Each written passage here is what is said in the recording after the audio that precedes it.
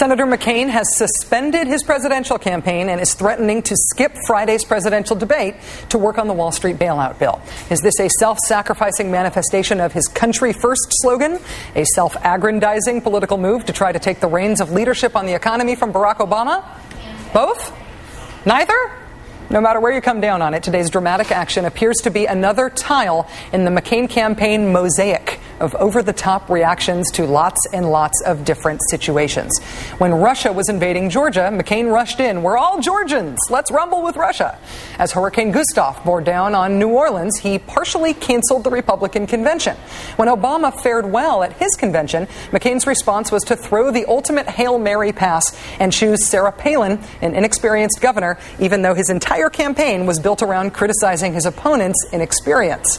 Economy in chaos? Wall Street in turmoil? McCain now says, let's fire the chairman of the SEC in the middle of the crisis. And now that there's a big proposed Wall Street bailout plan, McCain has out-Hail Married himself. Suspend the campaigns. Postpone the debate. This crisis-first pattern may be what this week moved conservative columnist George Will to question Senator McCain's temperament and judgment. While the financial crisis is undoubtedly grave, the only real change in affairs since yesterday, since 2 days ago, is new information that his poll numbers are being driven by concerns over the economy to heretofore unseen lows. New polls out today show John McCain trailing Obama in Iowa, New Hampshire, Michigan, Ohio, and Pennsylvania.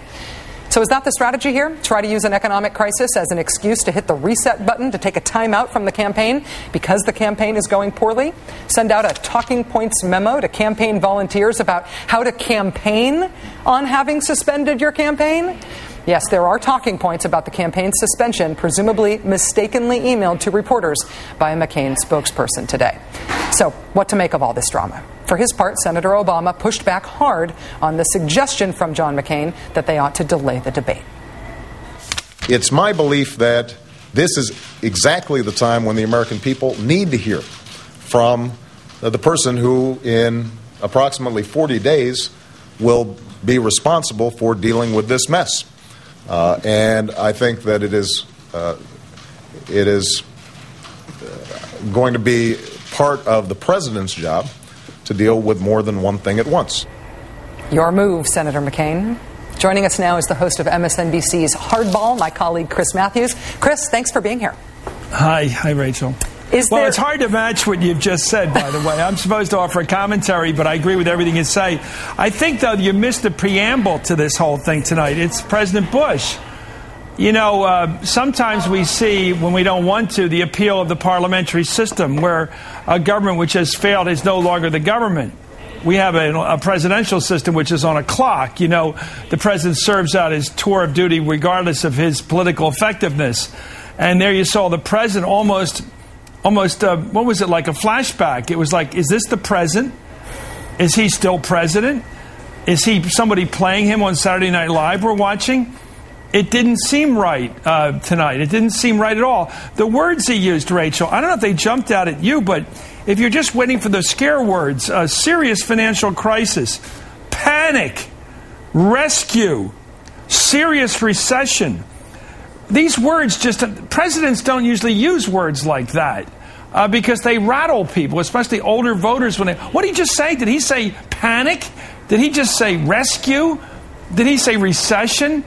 You wonder if people are running to their ATM machines right now and making plans to go to the bank and withdraw the cash tomorrow. I mean, it's a very kind of difficult speech for people to hear tonight. I was struck by some of the, maybe they're coincidences, but I mean, it's been, I think, 377 days since Bush gave a primetime address. Last time he gave one was on the war in Iraq. The last time that Dick Cheney was on Capitol Hill lobbying Congress was on the war in Iraq. We had Joe Biden today speaking in Cincinnati, where Bush gave essentially his declaration that he was going to invade Iraq, speaking on foreign policy. There we're talking about $700 billion. The only other thing in our budget that reaches that level that we can think about is the bill for the war in Iraq. I wonder if what's happening here is we're defining this as something that is as big a crisis for our country, possibly for the world, as the Iraq war has been.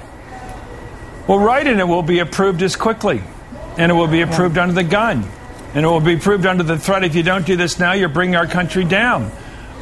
This time, by the way, they're voting on it right as they go away for recess before an election. Sound familiar? Yeah. Same thing happened in 2002. They're being asked to vote without thinking. They're going to look at a package, which in this case, what is it, a paragraph long was the first look at this thing? Give the Secretary of Treasury unlimited powers to spend $700 billion. And you'll get some of it back. We can't tell you how much. Again, a check without limit. Again, a Congress writing a check and it's not clear where the money's going to. It is a tricky time. And I do think, I go back to the preamble, the reason John McCain is in trouble, every time conditions prevail, in other words, we look at conditions to decide how to vote. Every time we do that, people reach for that default button and they say, we're changing parties. And that's when he pulls a razzle dazzle. The series of events you just described are all razzle dazzle plays he called when he saw the voter going back to that default button. It's time to vote change because that's what we're thinking about right now because of conditions. And I think you see it every time the issue of the economy gets stronger, he goes to a razzle dazzle play. And I think we saw it again tonight calling for a delay of the debates. I'm not going to debates. Fire Chris Cox. Bring in Governor Palin. Call off the first night of the Republican convention. Anything to change the situation away from that default button where the people naturally say, when one administration fails, when one party fails, you try the other one. That's the natural inclination. That's true north politically. And every time he sees our compass going to that, he goes, shake the compass up. Don't let them see that. That arrow points to the Democrats. Chris, there's also a stylistic point to doing this. I do think that, for example, with the choice of Sarah Palin or any of the other things that you just described, he gets sort of style points for boldness. They call this maverick behavior, that he's willing to do something that creates such a big splash, that is such a big surprise. But is there a risk that he looks not just bold, but desperate? Well, how would you like 8 years of razzle-dazzle? Yeah. I don't think people would like that. I think people like predictability and pattern, and they like to see a philosophy carried out, and they like to see some sort of... He likes to use the word mission. I think people do like that idea, a clear-cut mission. Are we going to expand the role of the public sector? Are we going to reclaim the balance this country once had between public and private enterprise, where we bring back the role the government has always played in energy development, in transportation, in education, in regulation? Are we going to regain the balance we had before the 80s?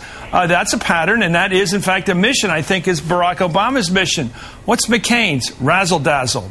And I think it's what you do when you're outpowered by the opponent and by the times and by conditions. You have to pull the bootleg play, the Statue of Liberty play, all the plays in football you play when you're up against a stronger team. You're probably better on football than I am, but I was thinking today that it's almost like it's having a football team that's all kickers because all they do is punt. It's probably wrong. You can work me through it later. As you also pointed out, he's scored a few points so far. Yeah, well, kickers score field goals, too. They get 3-pointers every once in a while. Chris Matthews, the host of MSNBC's Hardball, thanks for sticking around tonight. I appreciate it. Thanks, Rachel.